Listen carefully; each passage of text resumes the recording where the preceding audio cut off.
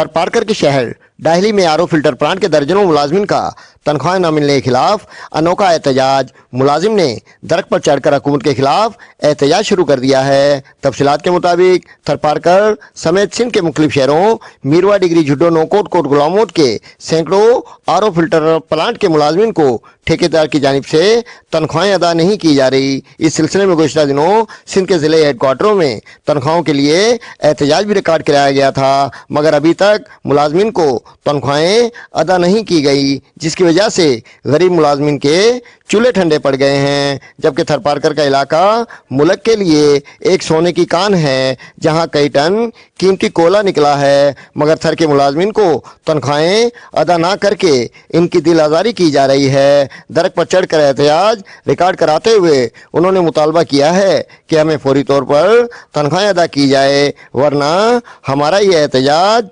जारी रहेगा। मलिक इस्लाम, वश न्यूज़, नौकोट।